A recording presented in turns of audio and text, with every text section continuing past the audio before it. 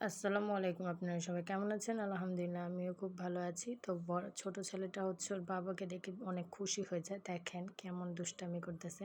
ও ডিঙ্গা চিকা নাচতেছে। দেখেন ওর দুষ্টামি দেখে ওর বাবা অবাক। ওর বাবা বলে ভিডিও করার জন্য। তো ও এত খুশি হয় ওর বাবাকে পাইলে যে আর দুনিয়ার কোনো কিছু লাগে না।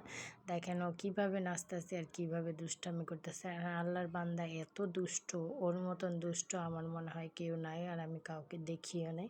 সে এত দুষ্টামি করতে জানে। আমার বড় ছেলেকে আমি একাই মানুষ করেছি। আমার বড় ছেলের মতন মানুষই হয় না। ও এত শান্তশিষ্ট আর ও এত দুষ্ট, যা ভাষায় প্রকাশ করতে পারি না, কিন্তু আমি অনেক ওকে মারি এর জন্য।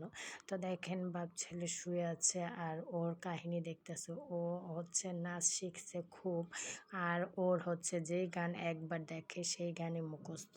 তো দেখেন সব কয়টা গান সে বলতে পারে, আর সে ঢং করে নাচতেছে। তো ওর বাবারা হচ্ছে ওর ডান্স দেখতেছে আর হাসতেছে। আর বাবাকে সে এত পছন্দ করে, সে হচ্ছে বাবাকে দেখলে পাইলে কী থুয়ে কী করবে তার কোনো দিশেহারা হয়ে যায়।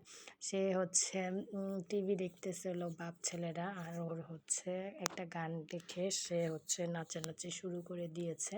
তো ফাইনালি হচ্ছে ও এত দুষ্ট হয়েছে, আর আল্লাহর বান্দা এত দুষ্টামি করতে জানে।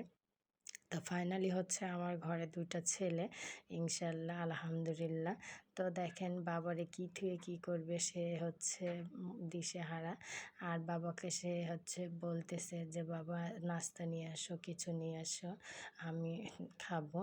আর ওর বাবা বলতেছে তুমি যে এমন নাচতেছো, তুমি কি মাদ্রাসায় ভর্তি হবে না ভাইয়ার মতন? তো ও বলতেছে হ্যাঁ হব, আমি নামাজ পড়তে যাবো, আমি মাদ্রাসায় ভর্তি হব, এগুলোর বাবাকে বলতেছে। ফাইনালি ওর বাবা হচ্ছে রাত্রে 12:30 কাজের সময় আসার সময় 2টা পিঠা নিয়ে আসছিলো আমার জন্য।